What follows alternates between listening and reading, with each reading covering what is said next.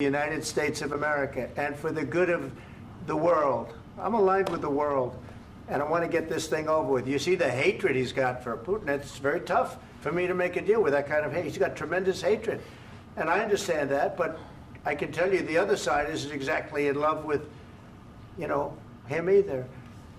So it's not a question of alignment. I'm aligned with the world. I want to get the thing set. I'm aligned with Europe. I want to see if we can get this thing done.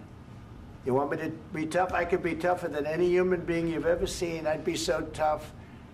But you're never going to get a deal that way. So that's the way it goes. All right, one more question. Hey, I will respond to this. So look, for 4 years in the United States of America, we had a president who stood up at press conferences and talked tough about Vladimir Putin, and then Putin invaded Ukraine and destroyed a significant chunk of the country. The path to peace and the path to prosperity is maybe engaging in diplomacy. We tried the pathway of Joe Biden of thumping our chest and pretending that the President of the United States' words mattered more than the President of the United States' actions. What makes America a good country is America engaging in diplomacy. That's what President Trump is doing. Can I ask you? Sure. Yeah? Yeah. Okay. So he occupied our parts, big parts of Ukraine, part of East and Crimea. So he occupied it on 2014.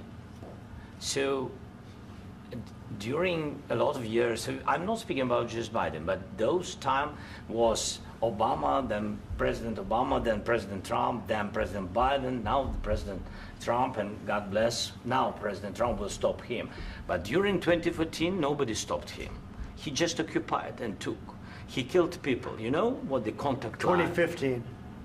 2014. 2014 and 2015. 2014. Yeah. So I was not here. Yeah, but that's exactly right. Yes, but during 2014 till 2022, yeah, the situation the same. The people are been dying on the contact line. Nobody stopped him. You know that we had conversations with him, a lot of conversation, my bilateral conversation, and we signed with him, me, like a new president. In 2019, I signed with him the deal. I signed with him, Macron and Merkel, we signed ceasefire. Ceasefire. All of them told me that he will never go.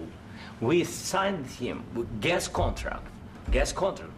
Yes, but after that, he broken this ceasefire. He killed our people and he didn't exchange prisoners. We signed the exchange of prisoners, but he didn't do it.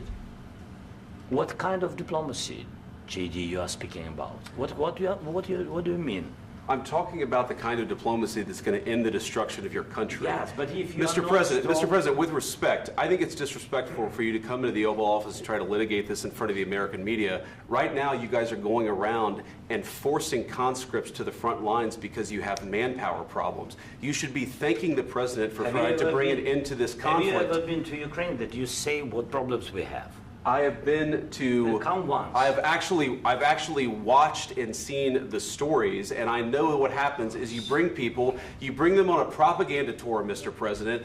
Do you disagree that you've had problems bringing people into your military? And do you think that it's respectful to come to the Oval Office of the United States of America and attack the administration that is trying to prevent the destruction of your country? A lot of questions. Let's start from the beginning. Sure. First of all, during the war, everybody has problems, even you, but you have nice ocean and don't feel now, but you will feel it in the future.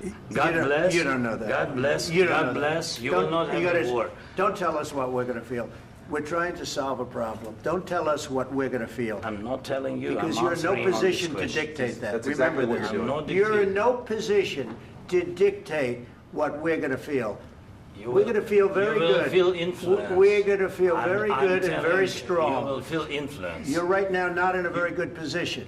You've allowed yourself to be in a very bad position, and he happens to be right about it. From the very beginning of the war. You're not in a good position. You don't have the cards right now. With us, you start having cards. I'm not playing cards. Right now, you don't. You're playing cards. Mr. President. You're playing cards. Serious. You're gambling with the lives of millions of people. You're gambling with World War III. You're gambling with World War III. And what you're doing is very disrespectful to the country, this country, I'm that's with back all to you, respect to your far country. more than a lot of people said very they respect. should have. Have you said thank you once? This A lot entire of meeting? times. No, in this Even entire meeting, today. have you said thank Even you? today. You went to Pennsylvania and campaigned for the opposition in October. Offer some words of appreciation for the United States you're of speaking America about. and the president who's trying to save your country. Please, you think that if you will speak very loudly about the war, you He's can... not speaking loudly. He's not Yeah. speaking loudly. Your country is Can I- in big can I- trouble. can I Wait a answer? minute. No, Can you've I done a lot answer? of talking. Your country is in big trouble. I know. You're not I winning. know. You're not winning this. You have a damn good chance of we coming are out staying, okay because of Mr. us. President, we are staying in our country, staying strong from the very beginning of the war. We've been alone, and we are thankful. I said thanks You haven't in been this alone. cabinet, You and haven't not been only alone. in this We cabinet. gave you, through I this said thank stupid you. president, $350 billion. You voted We gave for you your military president. equipment, You and you voted men for are your brave, president. but they had to use our military. What about If you didn't have You our invited military me- equipment, you invited if me you to didn't speak- have our military equipment, this war would have been over in 2 weeks. In 3 okay? days, I heard it from Putin. In 3 days, this is something Maybe new. less. In 2 weeks, of course, yes. It's going to be a very hard thing to do business like this. I Again, tell you. just say thank you. I said a lot of accept times that thank there, you accept to that- American people. Accept that there are disagreements, and let's go litigate those disagreements rather than trying to fight it out in the American media when you're wrong. We know that you're wrong. But you see, I think it's good for the American people to see what's going on. I understand, sir. I think it's I very understand. important. That's why I kept this going so long. You have to be thankful. You don't have the I'm cards. thankful. You're buried there.